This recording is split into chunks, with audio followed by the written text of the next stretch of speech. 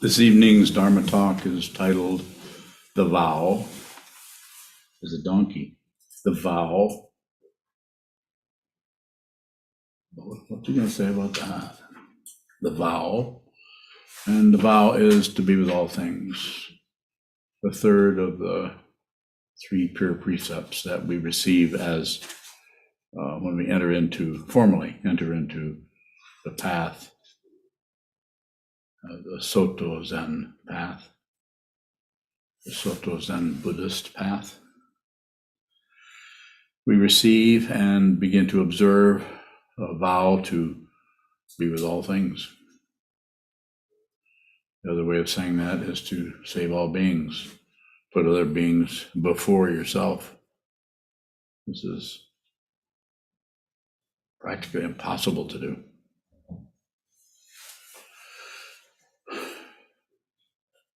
At least that's been my experience. But returning to that vow over and over and over again seems to be important. The idea of a donkey is just, I could have said it was a cow.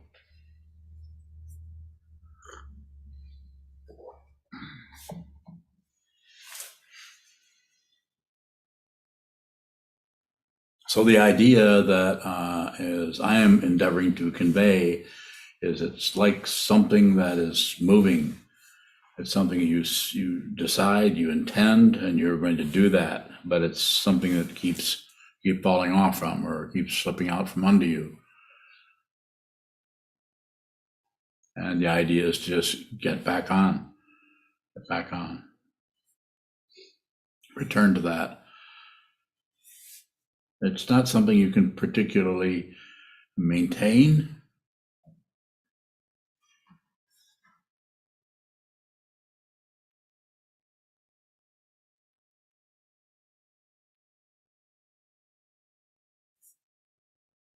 It seems rather that it is something you return to. You intend to do that. You remember that vow and you intend to do that. And one of the ways that shows up is how you're not doing that, how you're self-centered, how you're all about me and how I feel, what's going on with me, and how this shouldn't be happening, or I shouldn't be treated this way, or I shouldn't be treating myself this way. Return to that vow. That's the vow, as it is said. I'm not the first one to say that. That is the vow that transcends karma. Does it do that? Karma is action, cause and effect. What the cause and effects that have been rolling forth and bumping into each other that created your mother and father getting together to produce you in this particular mind stream, life stream, time stream, stream. Here you are. Are you going along? Does it feel like you're going along in your life? Well, then use that. Use that you're going along. And if you have received this vow or considering that, you'll find that you can't really maintain that. It was about returning to that. It's like something that keeps running away from you. It's like something you intend, but it's not something that's yours particularly. And it will keep slipping out from under you until you become that vow. So you could say, become that donkey, or become that intention that's going forth. The idea of a donkey, it just kind of starts out that way. It's like, what is this? Is this donkey even interested in having me ride him or her? So quite often I'm talking about the same thing over and over. And I could this talk could be called How to Repair a Windshield Wiper. And I could probably come up with some kind of idea around that, because it's always about this. Once you enter this path, everything becomes this. Everything becomes a donkey. Everything becomes this. How are you going to do this? Tick, tick, tick, tick, tick, tick, tick, tick, tick. Life is happening, and death comes without warning, and death can come immediately, 3 minutes from now. The way the world is going now, as of late, the whole thing could end.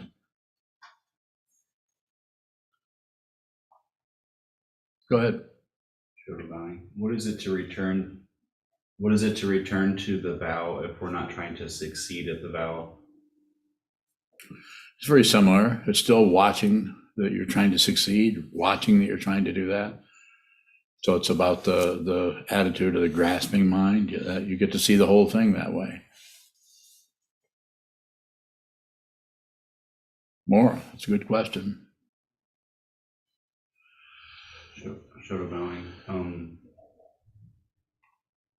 When we're returning to the vow, is that like, are we trying to tighten up? What's tightening up when we return to the vow? Just the intention. Because when we do that, we're not really sure what that is, because we might alternate between that and saying, well, I have to take care of myself. How do I put others before myself? When I feel like to do that is to ignore what I need, or to try to show up as some kind of relative situation of getting somewhere, of being altruistic, being generous, being any kind of otherness that shows up that way. So rather than the mundane path of working on something and slowly accomplishing that, the vow seems to be very difficult. It's difficult to even understand what it is. But something, you wouldn't be here. You're a fully ordained monk. What are you doing here? What is this about for you? What is the vow? You received the vow. What is it? It's a donkey.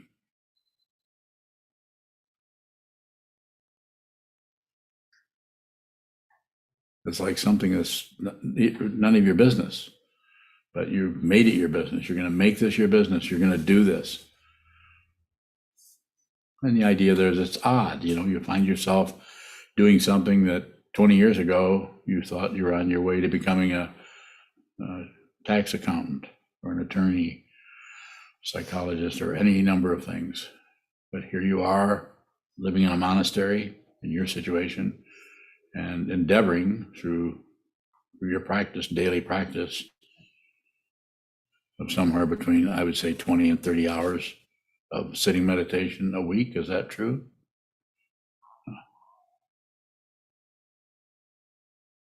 Most people, even people who are meditators, don't do that in a month.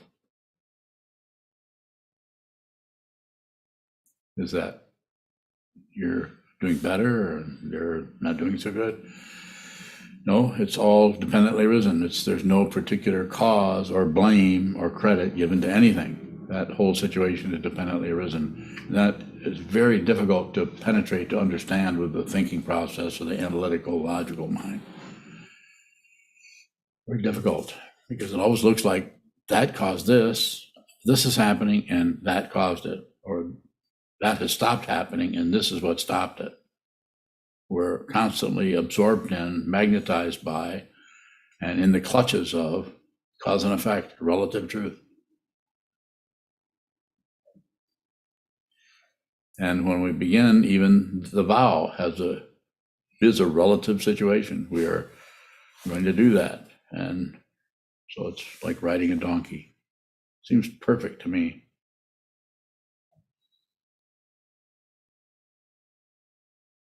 Further questions about that? Do true vowing. Yes.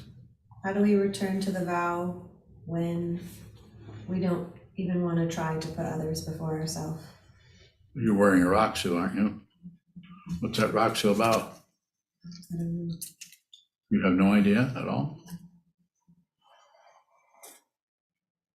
What was your original intention? When you first asked for that, it was not foisted upon you, was it? Were you to live in this monastery? Were you required to received Yukai? No. Was it you saw other people doing it? I don't want to say, make a bunch of suggestions. If you can say give me some kind of idea about what that's about for you personally, because it could be different for you.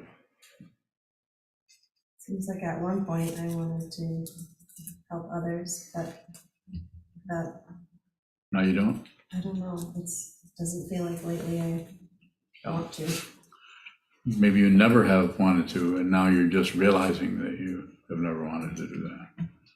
Or you're realizing that what that involves is just way too much.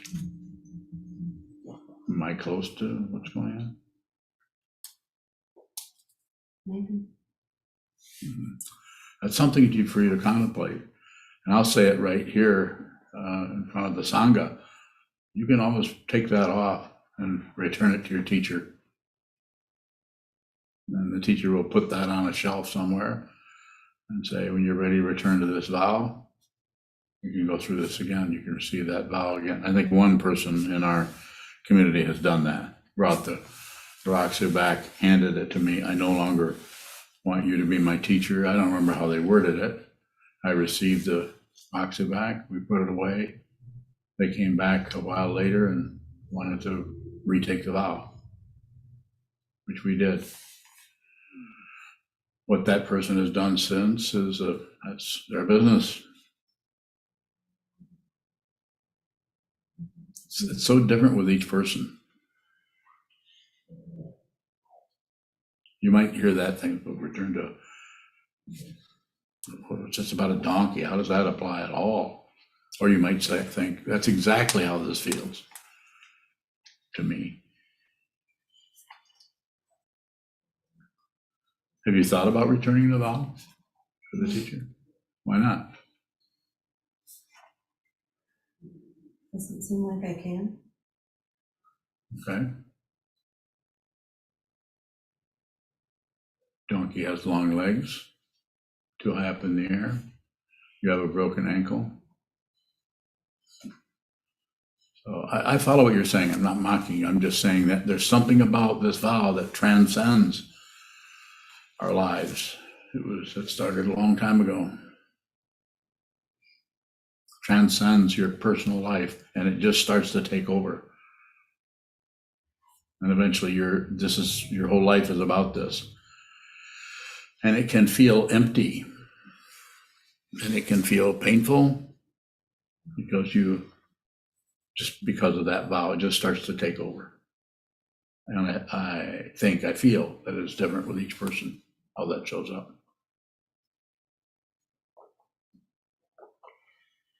Do we have to have a feeling of wanting to help others to be on the path or to receive precepts? You might need something like that to start with, because anything less than that won't get you to the precepts. But there might be some kind of a feeling, some kind of idealism at the beginning. The leading edge of that might be more like wanting to put others before yourself, to be helpful. But then when you actually start practicing, you might realize what a swamp you have to wade through in your own mind. You're so swamped by your own causes and conditions and passion, aggression, and ignorance, hope and fear, jealousy, envy, and so on, that you can't get far enough away from that to actually look to see what you can do for someone else. That's possible. But that's why it's about the intention, not the maintenance. Maintaining the vow is more like ignorance. But returning to the vow.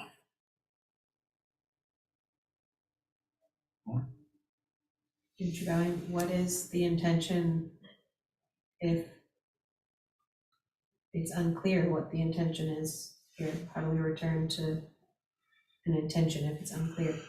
So the way it is done, if you've already received it, then that's saying then you have stabilized yourself in a sense. Just use that fancy word. You've stabilized yourself in the vow. You received a name, which is Junshu, which means Your appearance. your appearance. What's your private name? Meizan. What? Mazon, What's that mean? luminous mountain. Where do you get a name like that?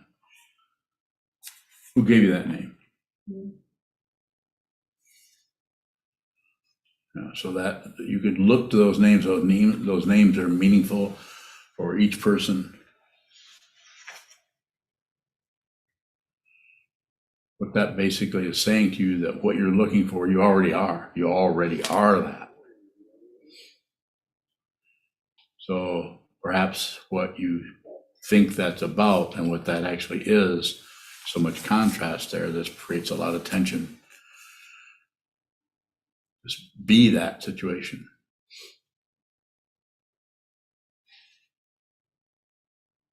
More?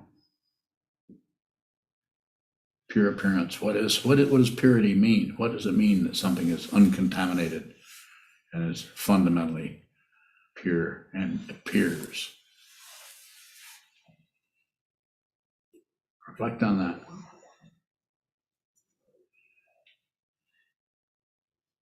Other questions? Since we're in that area, question?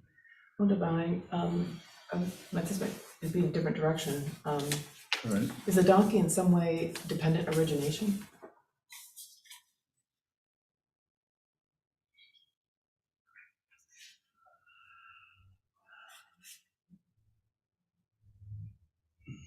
I can respond to that, but how's that looking to you?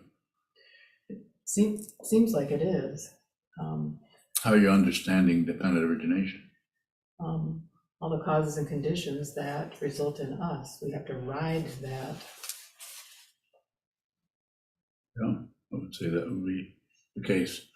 Might look like a donkey, might look like a lungta, might look like a drala, might look like a garuda, might look like a chicken.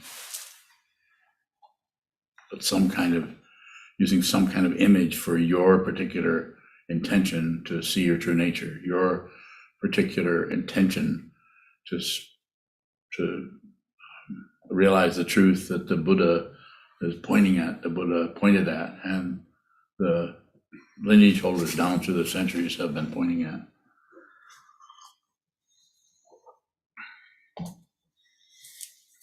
Well, divine, so for us to have even seen the desire or made the intention, is that dependently arisen?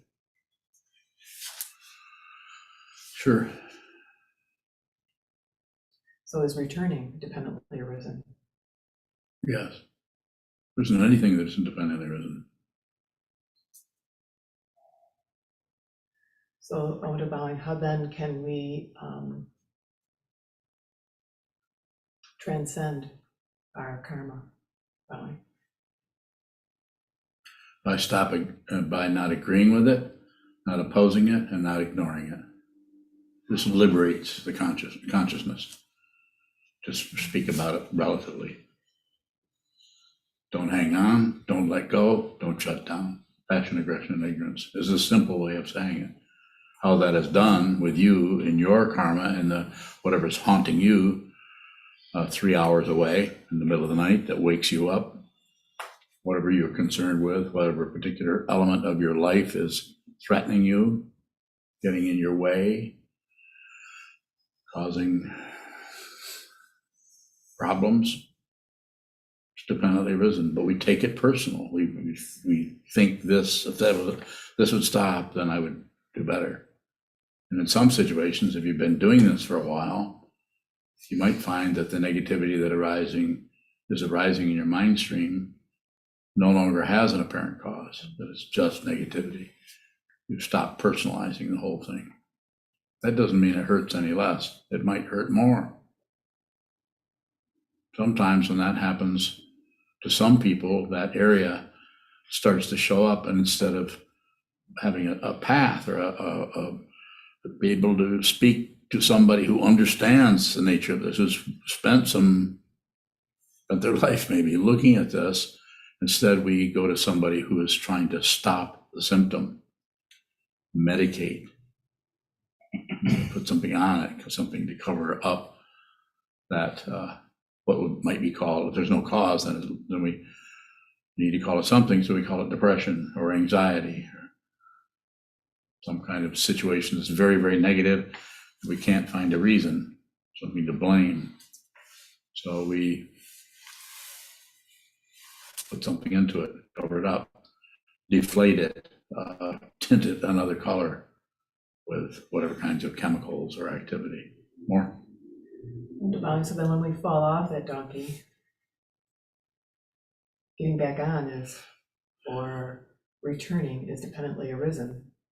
How do we? It will happen. It happens without effort, but there needs to be something that we conventionally call effort. But that's dependently arisen also. Every train leaves the station, and if you're going in circles, you won't be able to get on. You won't be able to get on the donkey, so to speak. You won't be able to do that because your mind is circular. You're not actually seeing what is in front of you.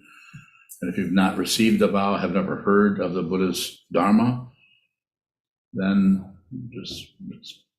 we just go into some kind of discussion or argument or disagreement or philosophical speculation on the nature of things or the nature of reality or particles, no particles.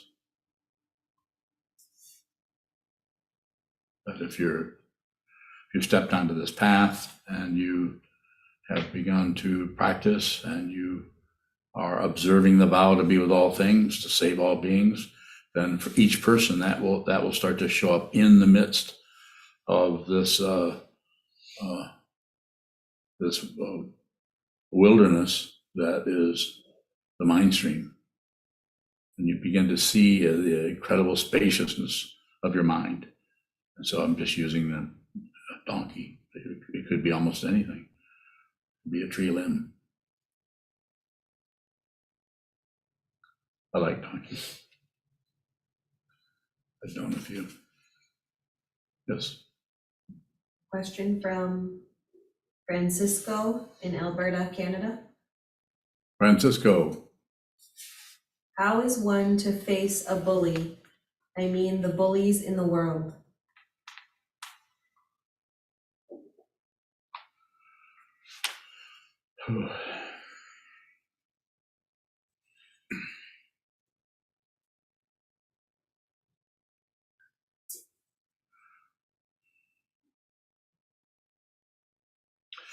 So that I understand the question, but that it's so very, very situational. It depends on if that's someone you're married to, and if that's someone that's the head of the country you're in, or all the other. We could go down and we all could come up with ideas and names.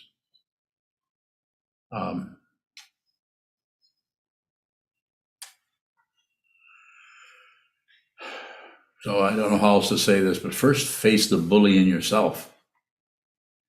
You might want to first do that. I'm not saying ignore that, what's happening in the world. I also say, look at that. Look at your family. Look, observe, be with, listen to, receive what's happening. It's very uncomfortable to do that, especially the ones where we're totally helpless, completely helpless about doing anything about our mind stream or our life stream or our karma, however it may appear, which doesn't look very good. But first look here and see what's pushing and pulling here, what is making demands in your mind stream. It's sometimes referred to, or I've referred to it as the dictator or the oligarch in your own mind stream, the seventh consciousness. The first five are smell, sight, taste, touch, hearing. The sixth is thinking. Just the thinking, just the process of thinking that synchronizes so that the centrality of consciousness that reaches out for something is the same. This motion is the same centralized area of consciousness that touches, and that gets disturbed. You've got problems. It's just the six. It's just a synchronizer, processing thoughts that come and go. They come and they go, coming from dependent origination, basically. And then the seventh consciousness, this is the Yogacara tradition. Yogacara form of talking about the nature of consciousness. There's 8 of them. The 7th one is the paranoid area of the mind, where the dictator is, where the demand for this and the requirement for that. Living by some kind of a standard. Sometimes that standard is so strong that in order to maintain that standard, we will hurt other people, we will murder people, we'll control them, we'll abuse them. Sometimes called a bully. And they aren't created, it isn't created last week. Someone just didn't at 9 years old start becoming a bully. They were a bully before they were born. How do I know that? I don't know. And you might want to change your way of knowing everything. Instead of looking for evidence for everything, look at the fundamental nature of whatever is arising. Give your life a break. Receive. Don't produce anything unless you have to. If you have to produce it, then it's coming out of that aspect of dependent origination that has no centrality, that has no bully, that has no ownership, that has no authority, that has no. Sometimes experienced as emptiness. Traditional teaching in the Buddha's Dharma is shunyata, Sanskrit for empty, not relatively empty and full, but it's even the word emptiness in English doesn't express what shunyata expresses, which is empty of other, empty of anything else. It's about as close as you can come conceptually, unless you're Jeffrey Hopkins or Dan Lusthouse or someone else who endeavors to take something like that and break it down into 1,500 words. That's probably a conservative estimate. It's a good question. Look what in the world scene. Look what we have a bully. And I don't have to tell you about this. Everyone knows who, if he's not going to get his way, and am I being sarcastic? Yes. Then he's going to threaten to kill everyone. He just points to the nuclear weapons. Threatening, bullying. And I think his bluff should be called, not by nuclear weapons, not that kind of insanity, but in some way where he doesn't get his way. But he also isn't backed in the corner so far that he pushes the end of the world button. It could be done. Might take a little bit of what I call CCC. Communication, in other words, listen. Cooperation, in other words, just do it. Look at the situation and try to include everyone in it. Everyone, including the bully. And collaboration. Once all the first 2 happen, then the last one could actually work together. You could collaborate on it. But not to go off into some kind of history that I don't know anything about. But if you look at what happened in Europe, the Second World War, and you look what happened in the so-called policing action of the Korean War, which was just made up because, well, bullies, just use your word, bullies. Same thing with the Vietnam situation. Same thing with, you could just all the wars.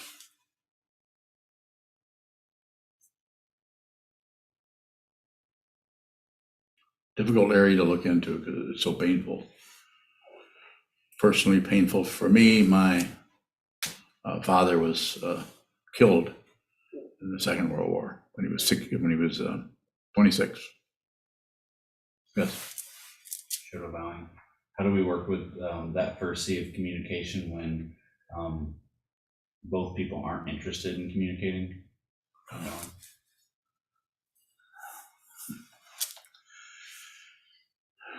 So again, it's situational, but then work with yourself. Look at your own mind stream. Be responsible for your emotions and your thoughts, rather than just go out and blame others who won't communicate or won't listen. You can say 1,500 words on describing anyone, any politician, any world leader. The description is the description, but it's not communication. It's just describing something or blaming something. So start with your own mind stream. It has to start with each individual. If you have an individual who has no mind training at all, no clarity around who they are and what this being a living being even is, it's pretty chancy that things are going to work out, especially in this world, with our weather situation, with the nuclear situation, with the insane reaction to the COVID, as if someone's taking your freedom away from you. There's only one freedom, and that's been said way before I got here, and that's freedom from what you know. Because if you're chained up by your relative knowledge, then those are chains. You have to be free from that. Otherwise, you can't meet anything as it comes towards you, as it shows up out here, or apparently in here, in the mind stream. Freedom from that. That doesn't mean you don't know how to make a salad or patch a hole in the roof. You're not talking about the knowledge that shows up relatively, that shows up conditionally, that shows up every day.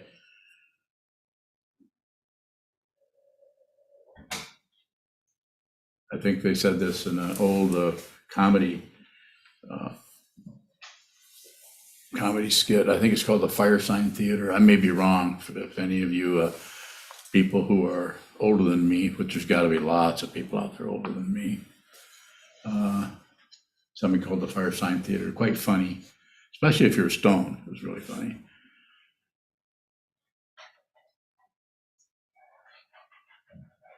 And it was everything you know is wrong. I thought that was very insightful. If you don't see the humor in that, I probably won't be able to explain it to you. Was that the dog trying to get in? Huh? Pack it up. Same thing. Taco. Yes. Sure, bowing. I'm thinking like in that situation of the crazy oligarch and wanting to work with that with communication. Could that communication include the fourth karma of destroy? Bowing. Yes, it could. The first three, pacify, which is what happens in some areas and doesn't. Sometimes we jump right to destroying. But pacify, enrich, magnetize, and destroy. Enrich, or magnetize, enrich, those can flip different directions. Join in with the negativity that you're trying to work with so that you're actually part of that negativity. That doesn't mean join a gang, but get more deeply involved in that. Enrich might mean seeing the difficulties that's there and using that very difficulty itself. A really common, may not be that helpful, but a common example of that is to backburn, like if you have a forest fire coming this way, to burn ahead of it. So when it gets to that, burn that, a controlled area, and burn that, put the fire out, and then the out of control fire, when it gets to that, you've just created a fire break. And I'm not a firefighter, but it's just something I heard about. So that kind of situation. So there's something about control that is coming out of awareness and it's coming out of knowledge, but we're the idea of being free from what you know is to not be locked down out of fear into certain kind of conditions that you insist on. This has to be this way, or this has to be that way. So there's an open dimension there where which anything that is showing up is free to appear without causing us to lock down or fixate or control or go to war. Any questions on whatever this is? Vowing. I can see one that there's in this chat box, but I can't read it, sorry. So if someone can read it, that would be good. If not, we can go to something else. Shokubowing. Eric has a question. Eric Bowing. Yes. Sokuzan. A little louder, please. Can a selfish determination to see what's going on in our own crazy mind be a way to benefit others? Yeah, it's not. First of all, there is no self. So the selfishness is just how you feel about you're spending a lot of time working on yourself, and you're not particularly working on helping others in a way that's conventionally acceptable. So you might look to others like you're just being all self-centered, staring at the wall and not getting out and helping people in a more extroverted way. Is that what you're referring to? Yeah. Yes. Yeah, you can go to a mountaintop for the rest of your life and stave all beings and observe that vow. Train your mind. The best thing you can do for everybody is to observe your own craziness and not enhance it, not go to war with it. Just be aware of it. Just be aware of that, because you are this. You are what you're looking at. What about it? It's in the chat box, it says Eric Bowing. How can you be in two places at once when you are not anywhere at all? He's quoting something from Firesign Theater. He said that's from Firesign Theater. Yes.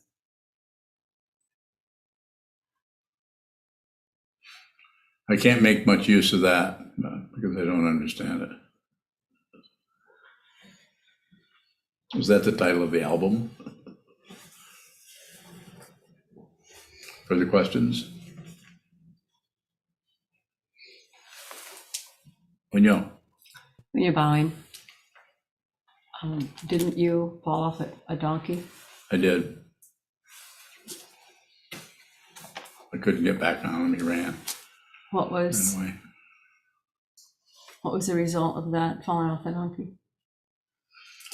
I realized what was going on around me.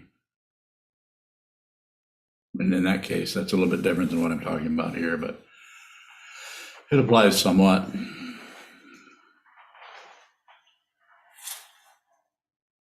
I think that was in what year was it? 1960 something. 67. Yes. Was that what you might call a spiritual awakening? I don't know. I thought it was at the time. I thought it was pretty amazing because it wasn't high at the time.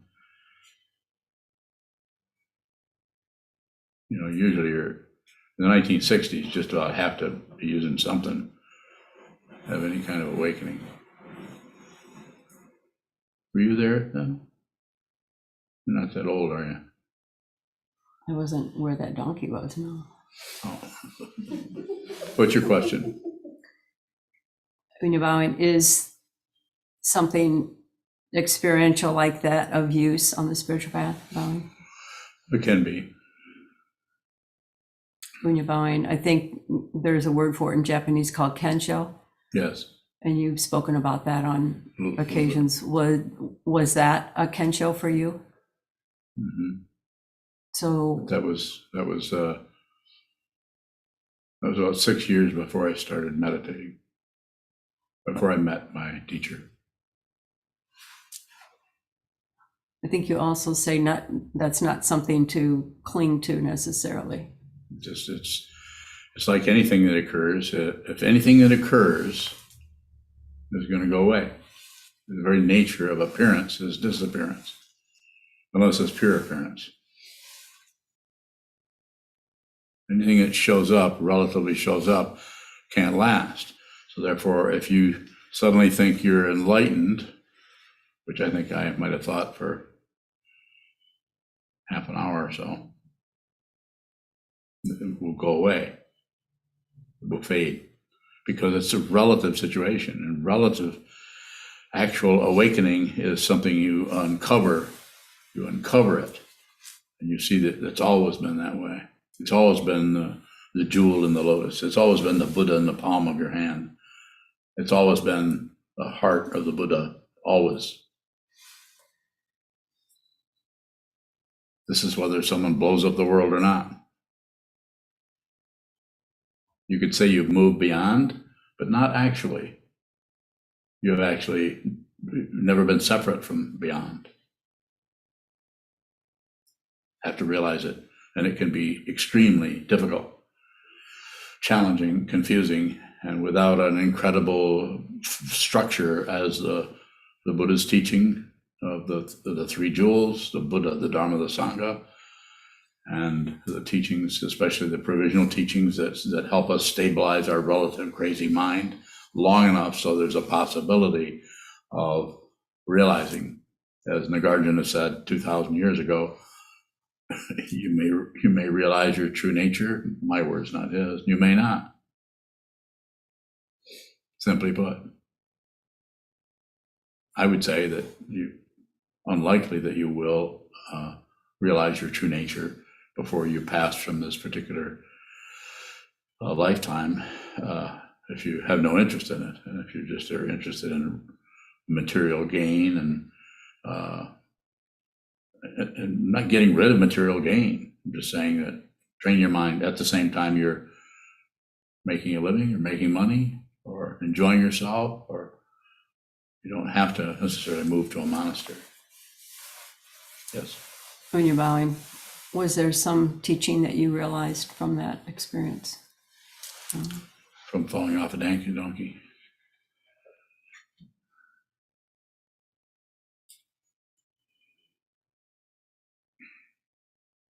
I think simply put, I realized that my mind was a structure that was controlling what I was perceiving. And that when I fell off that donkey, that structure that had a containment, that shall we call ego or self-centeredness or hope and fear, broke or came apart and dissolved into everything. And all I saw was everything. So it was a powerful experience. It was a kensho, or insight into the fundamental nature of this situation. But since it was so experiential, it was not realized. It was insight.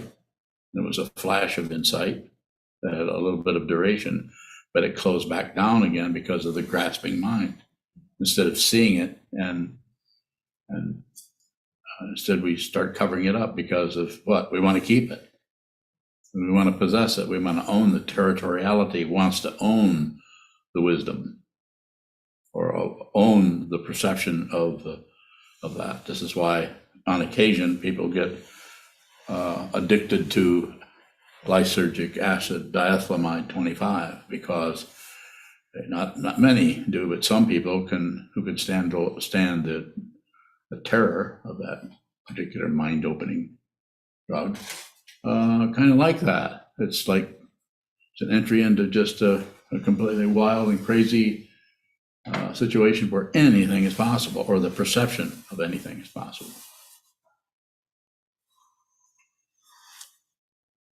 I'm not wrong. Go ahead. Take it all you want. Yes. When you're bowing, can we have that experience without LSD? Yes.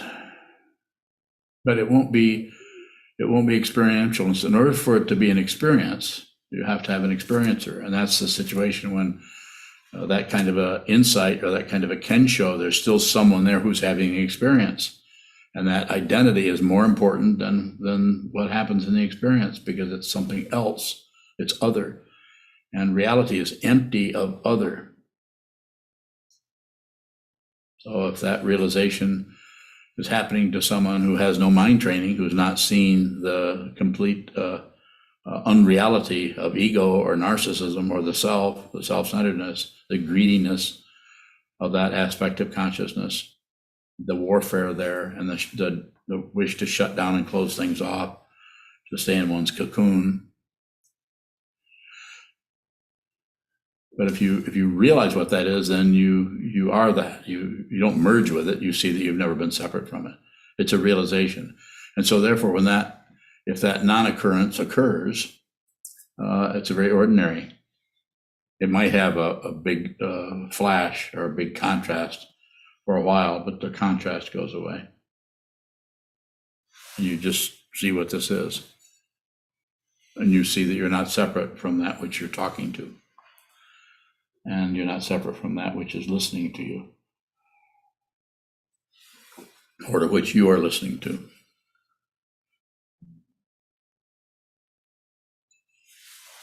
Yeah. Shoka tried to ask a question earlier and we couldn't hear him, so we need to turn the volume up on the computer. Or he tried to read Eric's question earlier. The volume's all the way up. Shoka, it's your fault. Jeez, get a better computer. Sokuzan, can you hear me now? Yeah, that was Fire Science Theater. What was the question? Was it from Shoka? Sokuzan, can you hear me? No? I don't see any anything from you there, Shoka. Did anyone see a question show up on the chat? He was trying to read Eric's question. Oh, well, that'd be really hard. So Jason just said that they can hear Shoka. Again, So we have the audio. is Shoka complaining? Is your output on the wrong? Huh? Oh, In Zoom? Pro FX. They're both Pro FX. Yeah, the speaker should be speaker, output speaker. Can you hear me, Sokuzan? I can now. I think Shoka's maybe just quiet. Yeah. Can you hear me? Who are you? Sokuzan. I can't hear you.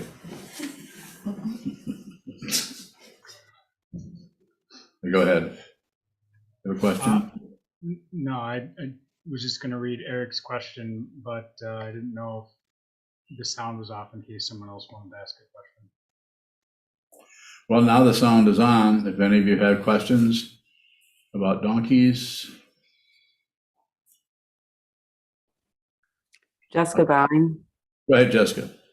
I once heard you say Uh-oh. something like, yeah, I know, that Kensho isn't realization because we're treating absolute truth as though it's relative truth. And if you in fact said anything like that, or that makes sense, what exactly does that mean? How do we do that, Bowing? I might have alluded to that as the idea that we might get a flash into our fundamental nature of what that would show up, but it would still be relative. And if you're not, it's like the sky can't see itself. An eye cannot see itself. So it's that kind of a relative situation. So there's no otherness to it. So it can't see itself because it is what it is. It's not separate from anything. So it can't see something else. So it's not seeing anything. And is that a conundrum? Yes, it is. The confluence, to use a fancy word, the coming together of relative truth and absolute truth is totally baffling from the point of view of any kind of relative understanding. And it's completely clear from the point of view of wisdom, which is no point of view. There's no one who's wise. There's just wisdom. There's no identity there anymore. There may have been at some point, but no longer. So therefore you can't challenge wisdom. Wisdom has no agenda. Unless it's coming out of the vow to be with all things, to save all beings. People are suffering, then you would help them with their permission. But if you don't have permission, they get to keep suffering. Don't interfere with dependent origination based on your desire to be a good guy.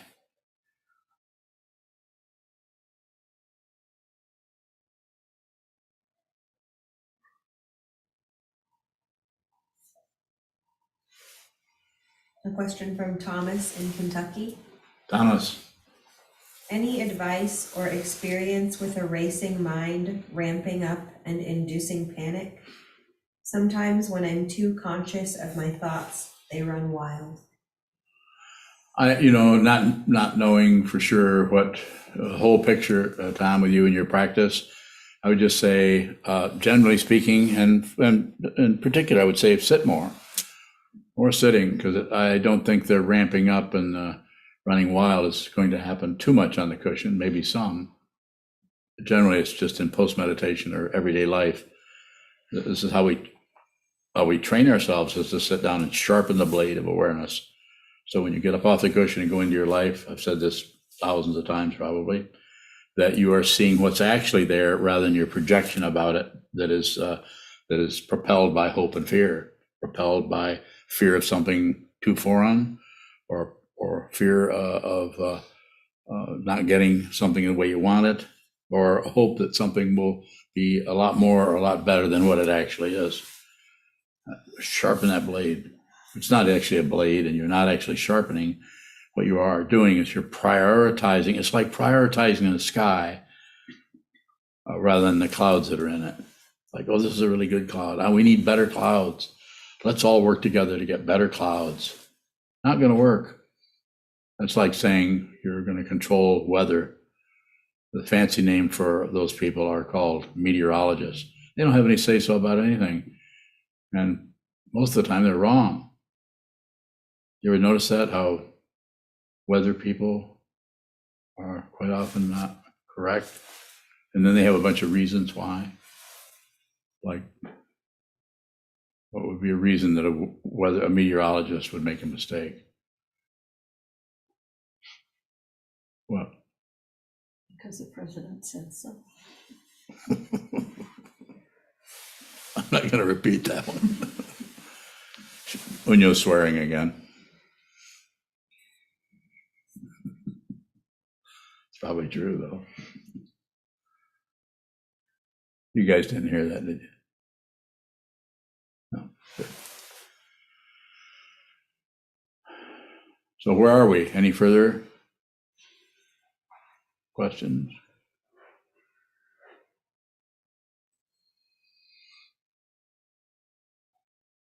Come on, you guys, don't leave me hanging here. Go ahead. Isan, go ahead. So I'm thinking about you. I think you just said if we don't have permission to help someone who's suffering, they're just going to have to continue to suffer. Yeah, a little bit of that. Yeah, go ahead. Suffering. I'll be suffering because I want to help. Is that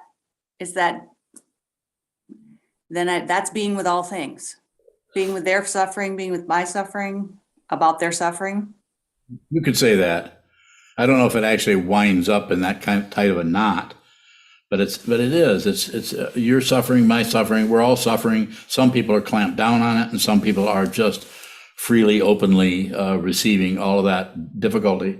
And some people are catching it on the nerve endings, the more obvious ones, like this incredibly sensitive situation we call sense of touch, sense of feeling. Extremely, extremely sensitive. As we all know, a little needle in the arm is like painful. So what's to be done with that intention to help when I don't have permission?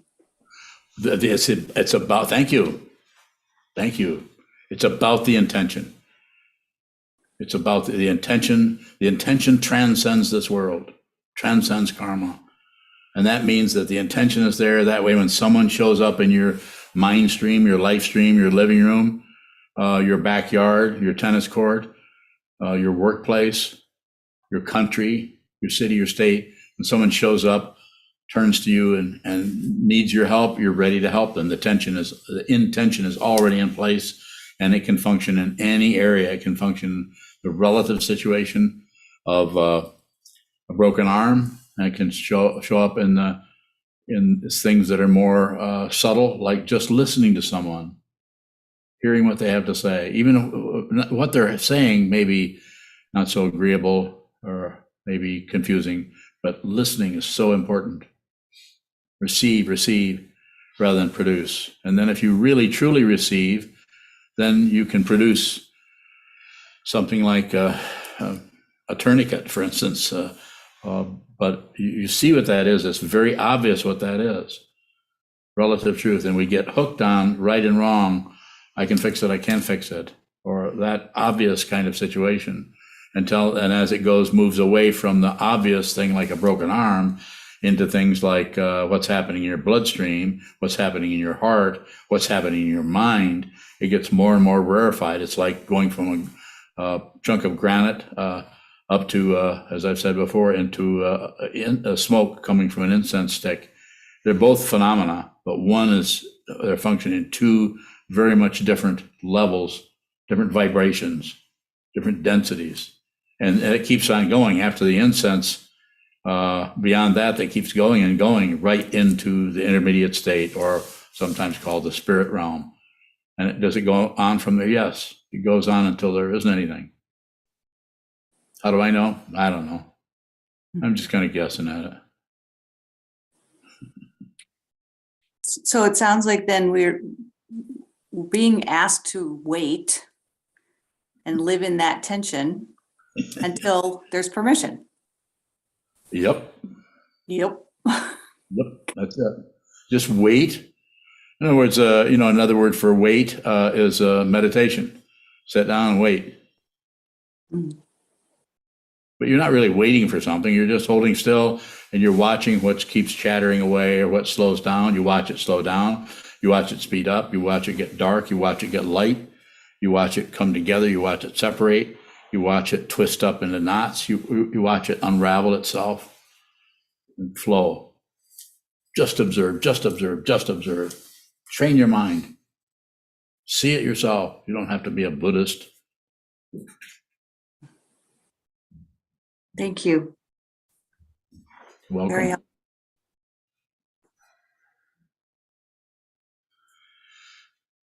Any further questions?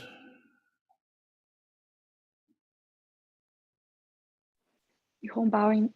I have a follow-up question about what she just asked. So for some people who do not have mind training, and they still can show up to help, for example, in the war, people who left their country and went to Ukraine to fight for the other country. And for Yes. people who like to train our mind, like us, you said we have the intention and we know when we train our mind, when we could show up and put others before us. Is there any difference between us and the people who don't train their mind still have the intention to help others? Bowie? No, I think there's kindness and generosity and helpfulness and goodness and everything. There certainly is. But the understanding of the way that actually works is not quite as sophisticated when it's just, I'm over here and I'm okay and I'll fix you or help you and you're over there and you're not doing so well. So that relative situation it just functions that way. But the fundamental understanding goes much, much deeper than that. It transcends this world. That's why this is called a spiritual path, not a mundane path of fixing shit. If you did that, you'd spend the rest of your life just mending everything that's broken, because things are broken everywhere. But what is happening in the mind stream is not broken. It's confused and it's spinning, but it doesn't need something to come in and repair it or fix it. That's a misunderstanding. Quite often that's the medical profession, not only in a broken arm or fixing a heart valve or something like that. Those are obvious things. You could say maybe not obvious to lay people, but it's a mechanical, still kind of a mechanical dynamic that's happening. Whereas the further we go in that area, the more complicated it gets. It doesn't stop just at that which we can see and manipulate. It's very complicated. And so the way to enter that would be to stay with the intention rather than the result. If you're looking for results, we're right back on the mundane path of trying to prove things and make money or get ahead or get famous or be acknowledged for how helpful we are. Like people that are in the military given medals. What else are they going to do? I mentioned my father earlier, who was killed in World War II. He got 2 Purple Hearts, one for getting shot in the hand and the other for getting killed. And he has a Bronze Star. I'm not sure what the Bronze Star means, but he also is dead. And I'm not alone. There's thousands, millions of people who have died. So in our situation here, what I'm suggesting to there's 39 people here and a little over a dozen here. Is it a dozen? There's 5, 6. It's not quite a dozen. Well, including me, it's a dozen. 17 on YouTube. Okay, 17 on YouTube. So not very many people. But I would say my message is train your mind so that you don't go out, get up off your cushion and go out into the world and project your ideas onto situations that are much more involved and complicated than what's in front of you. They're not just your thoughts and ideas, opinions and judgments and projections onto things. Don't live behind the walls of your mind. Actually see that those walls are unreal and they're projections. So that if someone does need your help, you'll see how to do that. See if you have permission. And if you have that, then you'll see whether you can or whether you can't. As I said, sometimes maybe all someone really needs is to have someone sit there with them.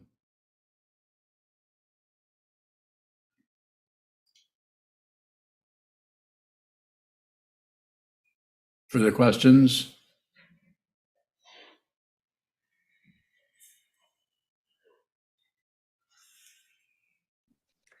David Bowing. Go ahead, David.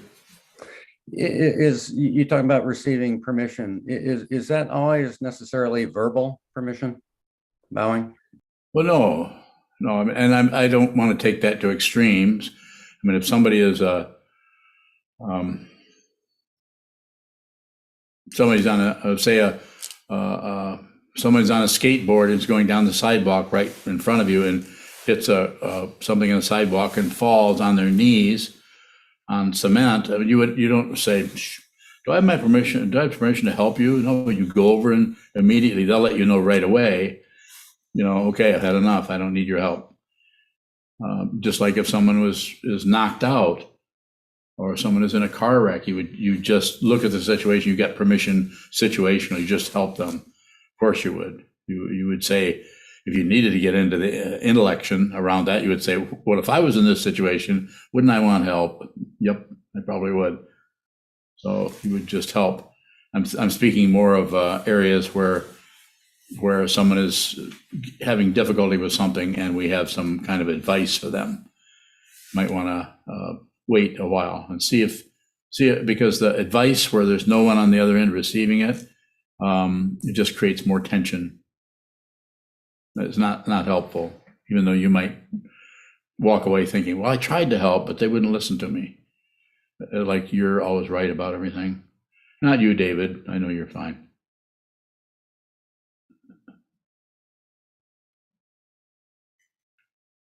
Further question?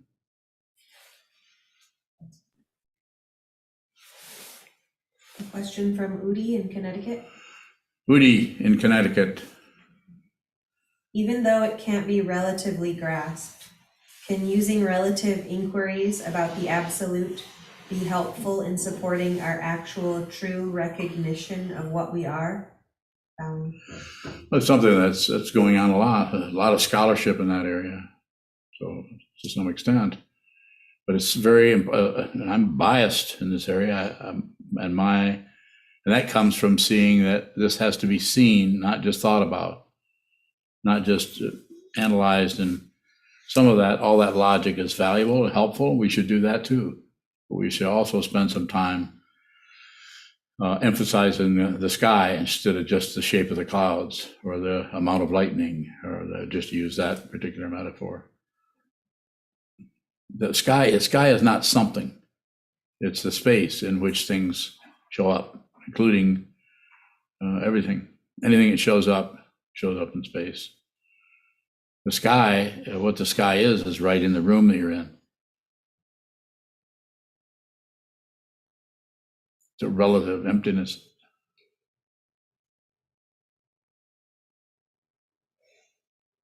Another question from Francisco in Alberta. Yes. Given the reflection, the vow is a donkey, would there be anything insightful in picturing this idea first from childlike wonder? I suppose it'd be fine. I wouldn't want to stop you. The idea there being, I don't know what it means. It's like, I don't know what the vow is from the point of view of your situation or anyone's, but I know what it is here. It's something that is choiceless. It didn't start out that way. It didn't feel like it, but looking back on it, I realize it's choiceless. You don't make choices about it. Nor did you, even though you might think you did. More? Moody? There's a follow-up from Thomas in Kentucky. Thomas McCauley? No, different Thomas. Different Thomas? Okay. In my personal life, I feel as if I'm giving myself to every moment deeply and trying to listen, but others seem only to be happy when I'm giving in to what they're saying. All I see is their protections. Is all I see their protections? I'm not sure what the last part is. I'm not sure what the question is. Do you see a question? I mean, is it worded in such a way that you're missing the question, or I am? I'm not sure.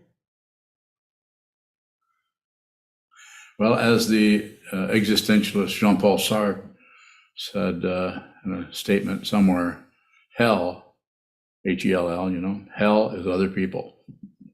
So he kind of summed it all up. And I would say otherness, other. There are no other people. Everyone you see you're not separate from them. Just looks like it. And it's pretty intense separation.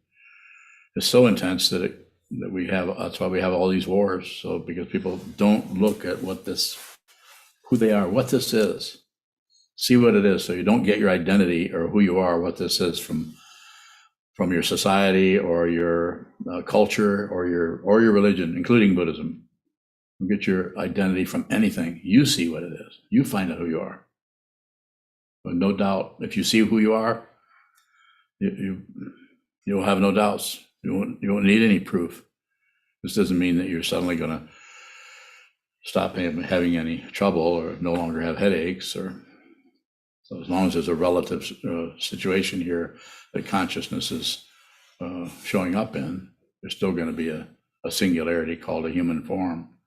But as Dogen said in the 13th century, drop off body and mind. He doesn't say get rid of your body or get rid of your mind. He said he was talking about the fixation, the grasping at the body as being who I am, and the mind as being an aspect of my identity that is me. What happens there is those are my feelings, my thoughts, territoriality happening there.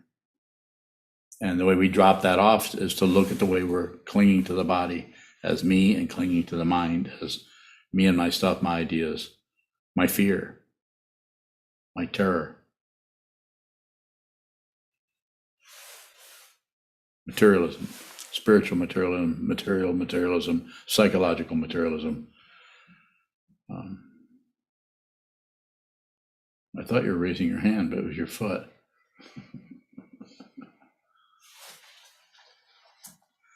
Is there another question?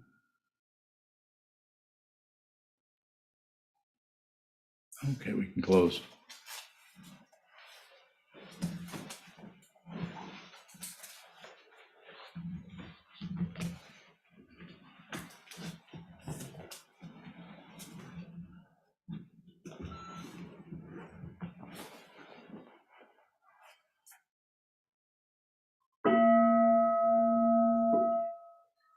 May the merit of this penetrate into all places, so that we and every sentient being together can realize the Buddha's way.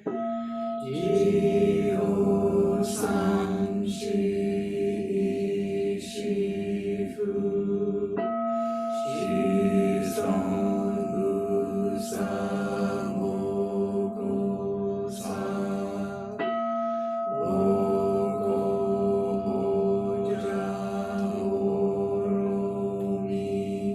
The 10 directions, the 3 worlds, all Buddhas, all venerable ones, Bodhisattvas, Mahasattvas, the great Prajna Paramita.